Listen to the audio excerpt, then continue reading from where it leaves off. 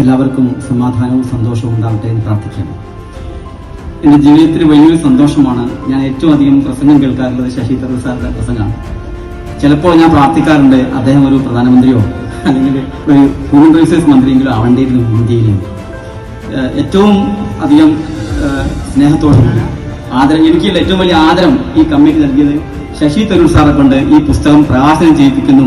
അതിനുവേണ്ടി PMA Sriram sir എൻ്റെ പുസ്തകം വായിച്ച്, അത് കഷ്ടപ്പെട്ട് വായിച്ചു. എൻ്റെ ഭാഷ അത്ര നന്നാവണമെന്നില്ല, അത് വായിച്ച് അതിന്റെ അവതാരിക എഴുതി തന്നു നമ്മുടെ PMA ശ്രീറാം സാറ്. അതൊക്കെ അദ്ദേഹത്തോടുള്ള നന്ദി കൂടി പറയാണ്. MK ഹാജിയുടെ ചരിത്രം പഠിക്കണമെങ്കിൽ ഞാൻ മനസ്സിലാക്കുന്ന ഈ പുസ്തകം എഴുതിയപ്പോൾ MK ഹാജിയുടെ ചരിത്രം പഠിച്ചാൽ മാത്രമാണ് CD സാഹിബ് നിങ്ങൾക്ക് പഠിക്കാൻ പറ്റുള്ളൂ.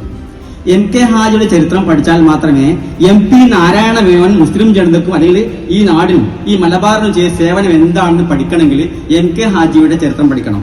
എന്റെ മനസ്സിൽ എന്താണുള്ളതെന്ന് മനസ്സിലാക്കണമെങ്കിൽ എന്റെ തല മനസ്സിലാക്കിയാവില്ല, എന്റെ മുഖം മനസ്സിലാവണ്ടേ. എന്റെ മുഖം നോക്കിയാലേ എന്റെ സന്തോഷവും ദുഃഖവും മനസ്സിലാവുള്ളൂ. ഇതേപോലെ നവോത്ഥാന നായകരുടെ ചിന്ത എന്തായിരുന്നു എന്ന് പ്രതിഫലിപ്പിക്കുന്നത് MK ഹാജിയുടെ ത്യാഗപൂർണമായ ജീവിതമായിരുന്നു. അതിന്റെ നവോത്ഥാനത്തിന്റെ മൂല്യങ്ങളെ, ജനാധിപത്യത്തിന്റെ വികസന മൂല്യം, വികസനത്തിന് ജനാധിപത്യ മൂല്യത്തെ അല്ലെങ്കിൽ പാവങ്ങൾക്കുള്ള സാമ്പത്തിക സ്വാതന്ത്ര്യം എങ്ങനെയാണ് പ്രായോഗികമാക്കേണ്ടത് എന്ന നെഹ്റുവിയൻ കാഴ്ചപ്പാടിനെ ഒക്കെ കൃത്യമായി പഠിപ്പിക്കുന്ന പ്രായോഗിക രൂപങ്ങളായിരുന്നു MK ഹാജി എന്ന് പുസ്തകം വായിച്ച് പഠിച്ചപ്പോൾ എനിക്ക് മനസ്സിലായി.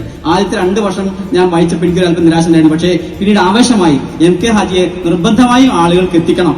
അങ്ങനെ 7 വർഷത്തോളം കഠിനമായി പരിശ്രമിച്ചു. തലശ്ശേരിയിലെ TP കുട്ടിയാമ സാഹിബിന്റെ ലൈബ്രറി അദ്ദേഹത്തിന്റെ പേരുള്ള, അത് വർഷങ്ങളായി തുറന്നിട്ടില്ല.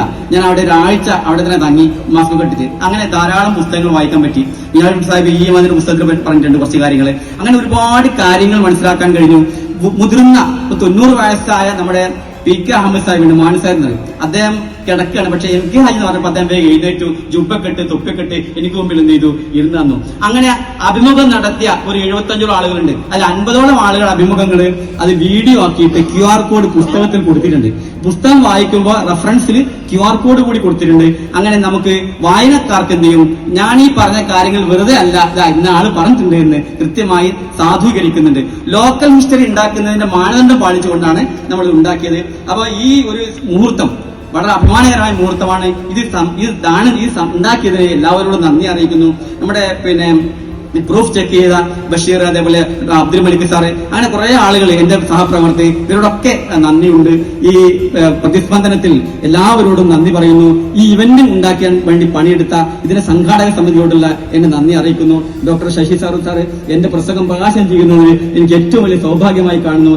ഇന്ത്യയിലെ മുസ്ലിങ്ങളിൽ ഏറ്റവും വലിയ ബുദ്ധിജീവിയാണ് കുഞ്ഞാലിക്കുട്ടി സാഹിബ് എന്റെ ധാരണ. ഞാൻ രാഷ്ട്രീയം പഠിച്ച മനസ്സിലായത് ആ കുഞ്ഞാലിക്കുട്ടി സാഹിബ് എന്റെ ഇവന്റിന് ഉദ്ഘാടനം ചെയ്തു. അങ്ങനെ എന്തുകൊണ്ടും ഞാൻ ഈ അധ്വാനിച്ചതിന് എനിക്ക് സമ്മാനമായി നൽകിയത് എത്രയോ അധികമാണ് എന്ന് പറഞ്ഞുകൊണ്ട് നിങ്ങളുടെ ഈ സഹകരണത്തിന്, ഈ പ്രസൻസിന് വല്ലാത്ത സന്തോഷം അറിയിച്ചുകൊണ്ട് അസ്സലാമു അലൈക്കും നിൽക്കുന്നു. അൽഹംദുലില്ലാഹ്.